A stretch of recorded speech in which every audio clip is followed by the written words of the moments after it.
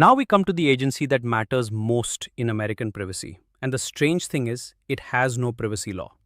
5 focus areas for this chapter. First, the FTC itself. What is this agency? Where did it come from? And how did a body created to fight monopolies become the nation's privacy cop? Second, Section 5. Deception and unfairness. We touched on it earlier. Now we take it seriously because these two theories carry the entire weight of federal privacy enforcement. Third, jurisdiction and limits. Who the FTC can reach, who it cannot, and the tools it actually has. Consent orders, 20-year terms, civil penalties, and why that penalty question is more complicated than it looks. Fourth, COPPA. This is the one true privacy statute the FTC owns. Scope, parental consent, safe harbors, penalties, and the amended rule. And fifth, the frontier. Data brokers, IoT, biometrics, AI oversight. Where the FTC is heading and where its authority strains. 10 slides on the most consequential regulator you'll deal with. Let's begin. Let me tell you a small piece of history that explains everything about this agency. The FTC was created in 1914, and privacy was not on anyone's mind. This was the trust-busting era. Congress wanted a body to police unfair methods of competition, monopolies, cartels, that world. Then in 1938, the Wheeler-Lee Amendment added something: unfair or deceptive acts or practices, consumer protection, not just competition. And that phrase, added almost as an afterthought 80-odd years ago, is now the legal foundation of American privacy. Isn't that remarkable? No Congress ever voted to make the FTC the privacy regulator. It just happened because somebody at the commission in the late 1990s looked at websites making privacy promises and asked, what happens if they break them? Structurally, it's 5 commissioners, appointed by the president, confirmed by the Senate, staggered 7-year terms. No more than 3 from one party. There's a Bureau of Consumer Protection, and within it, the Division of Privacy and Identity Protection. Now, why does the origin story matter to you? Because it explains the FTC's limits. An agency with a purpose-built privacy statute would have precise definitions and clear rulemaking authority. The FTC has a broad phrase and a lot of creativity. That's both its strength and its weakness. Hold on to that tension. It explains everything that follows. Alright, 2 theories. Let's take them apart properly. Deception has 3 elements: a representation, omission, or practice that is likely to mislead, judged from the perspective of a consumer acting reasonably. And it must be material, meaning it would affect their conduct. Notice what's absent. You don't need intent. You don't need actual harm. You don't need anyone to have actually been misled. Likely to mislead is enough. So how do companies get caught? Usually by their own words. Your privacy notice says data is encrypted. It isn't. Deception. Your app says location is only used for maps. It's sold to brokers. Deception. Your setting says off. It isn't actually off. Deception. I tell every client the same thing. Your privacy notice is not a shield. It's a contract with the FTC that you wrote yourself, and they'll read it more carefully than you did. Unfairness is different and harder. 3 elements, and this came from a 1980 policy statement later codified. Substantial injury to consumers, not reasonably avoidable by consumers themselves, and not outweighed by countervailing benefits to consumers or competition. Here's why unfairness matters. It needs no promise. Say nothing at all, have appalling security, and you can still be unfair. It reaches conduct that deception cannot touch. Which one do you think is harder for the FTC to prove? Unfairness. That's why most cases plead deception first. Let's get precise about who the FTC can actually touch, because the exemptions matter. The FTC reaches persons, partnerships, and corporations in or affecting commerce, broad. But there are carve-outs written into the Act itself. Banks, savings and loans, and federal credit unions are exempt. Their prudential regulators handle them. Common carriers subject to the Communications Act are exempt, which is why the FCC owns telecom. Non-profits are generally exempt, though the FTC has argued that entities operating for the profit of members can be reached. Airlines fall under the Department of Transportation. Meat packers under the Packers and Stockyards Act, which is my favorite piece of trivia in this course. Now the tools. Civil investigative demands to compel documents and testimony. Administrative adjudication before the Commission itself. Federal court actions seeking injunctions. And the big limitation.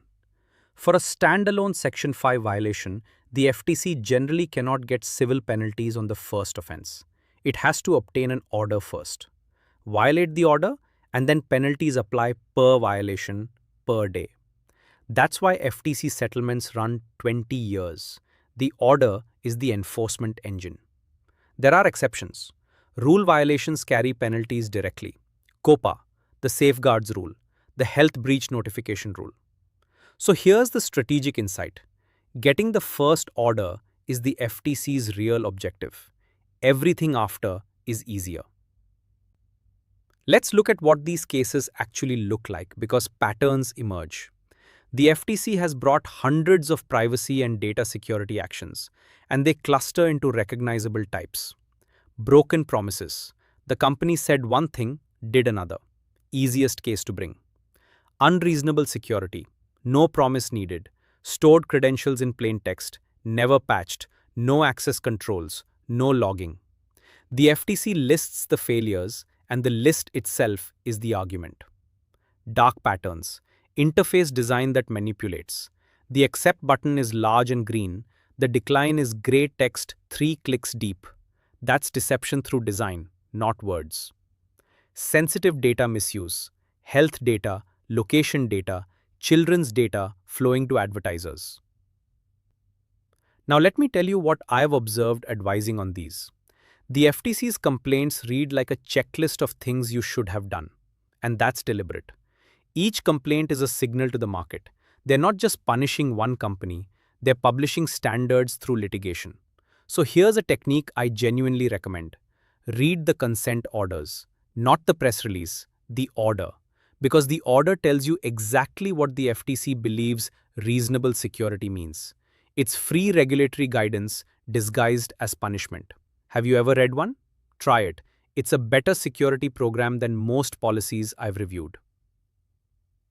Let's follow a case from investigation to conclusion because the mechanics matter. Most FTC matters end in a consent agreement. The company doesn't admit liability but agrees to terms, and those terms are where the action is. A typical modern order includes several things: prohibitions on specific conduct, deletion of ill-gotten data, and increasingly, deletion of algorithms trained on it, which they call algorithmic disgorgement. That one should frighten any AI company. Mandated comprehensive privacy programs, biennial third-party assessments for 20 years, record keeping, compliance reporting. Sometimes, an officer must personally certify compliance. That last one is newer and it changes behavior.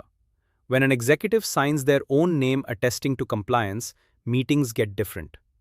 Now, the penalty structure.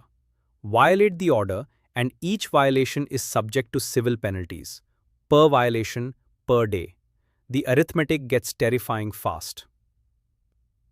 Let me give you the practical picture. A company under order for 20 years is essentially living with a regulator embedded in its governance. Every product decision routes through a compliance filter. Every assessment is a potential trap. So here's my question for you. Which is worse, the fine or the order? Executives always assume the fine. It's the order. The fine is a number on a spreadsheet. The order is 2 decades of friction. Now let's meet the FTC's actual privacy statute. The Children's Online Privacy Protection Act, 1998. Who's covered? Operators of websites or online services directed to children under 13. Or operators with actual knowledge they're collecting from children under 13. 2 hooks there. Directed to children is assessed on factors: subject matter, visual content, animated characters, child-oriented activities, music, celebrities appealing to children, advertising placement. It's a totality test. Actual knowledge is the second path. A general audience site that learns a user is 11 is now on the hook for that user. What does it require?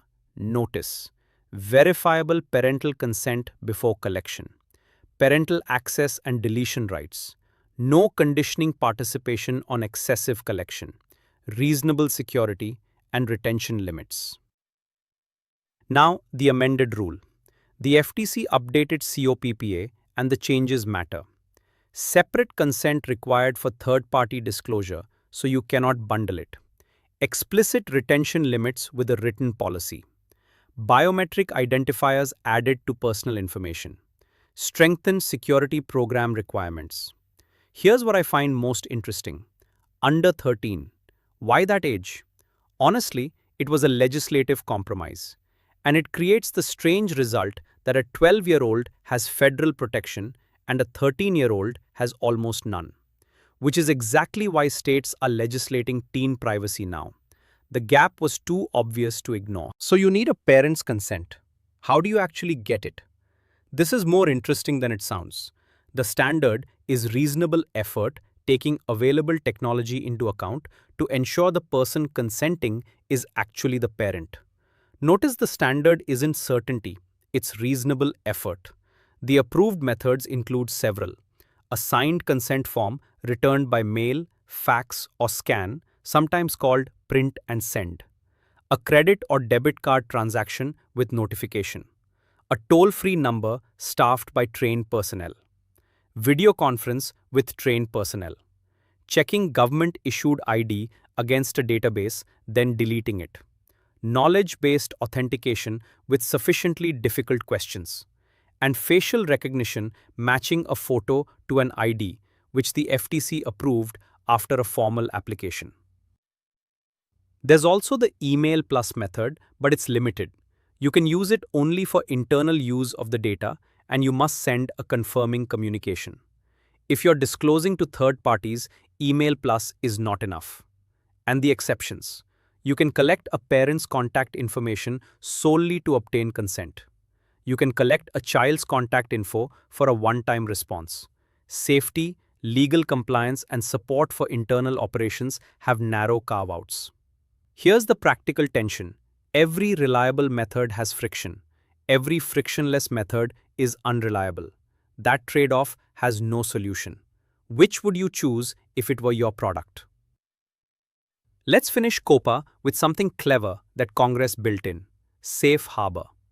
Industry groups can submit self-regulatory programs to the FTC for approval. If approved, participants who comply with the program are deemed compliant with the rule, and enforcement flows through the program first rather than directly from the FTC. Why build this? Because the FTC cannot possibly police every children's app on Earth, so it deputizes. There are several approved programs: KERU, run by BBB National Programs; Prevo, KidSafe, TrustArc has one. Now, does it work? The FTC has been skeptical lately. They've tightened reporting requirements on safe harbor programs and pushed them to be more rigorous. Because a safe harbor that certifies everyone protects nobody. Enforcement. COPPA violations carry civil penalties per violation, directly. No order needed first. And per violation can mean per child. Do that arithmetic on a popular app. The FTC enforces. State AGs can also bring COPPA actions, which people forget. And the largest settlements have been headline numbers: video platforms, gaming companies, edtech. Let me leave you with the strategic point. COPPA is the FTC's sharpest tool because it has direct penalty authority. That's exactly why the Commission uses children's cases to signal its broader privacy expectations. Watch what they say in a COPPA case. It's often a message to everyone. Let's look at where the FTC is pushing next. And notice, each of these strains its authority. Data brokers first, companies that collect and sell information about people who have no relationship with them and often no idea they exist. The FTC has brought actions involving location data brokers, arguing that selling precise location revealing visits to clinics, places of worship, or shelters is unfair. That's a strong use of the unfairness theory. There's no promise broken. The harm is the practice itself. IoT, your doorbell, your car, your thermostat, your children's toys. The FTC has brought cases involving connected cameras and smart devices. And the theory is usually security based. If you ship a device with default passwords and no update mechanism, that's unreasonable. Biometrics. The FTC issued a policy statement on biometric information, signaling that collecting or using it without adequate disclosure and safeguards can be unfair or deceptive. Facial recognition, voice prints, gait. Here's the pattern I want you to see. In every one of these, the FTC has no specific statute. It's stretching 13 words from 1938 to cover technologies nobody imagined. Is that legitimate regulation, or is it legislating by enforcement? Courts have started asking. That question is live. Let's close this chapter at the sharpest edge: artificial intelligence. The FTC's position is direct. There is no AI exemption from the laws we enforce. And that framing tells you the strategy. They're not waiting for an AI statute. They're applying Section 5. So how does that work in practice? Several theories. Deceptive claims about AI. If you market a product as AI-powered and it's a spreadsheet plus interns, that's deception. The FTC has brought cases on exactly this, calling it AI washing. Deceptive use of data for training. Your privacy notice said data was used to provide the service. You trained a model on it. That's a purpose the consumer wasn't told about. Unfair outcomes. A model that produces discriminatory results in lending or housing. And then the remedy that changes everything. Algorithmic disgorgement. The FTC has ordered companies to delete not just improperly obtained data, but the models trained on it. Think about the economics. Your data is worth something. Your model is worth vastly more. Here's my closing thought for the chapter. A company can absorb a fine. It cannot easily absorb losing its model. That single remedy may do more to shape AI data practices than any statute Congress writes.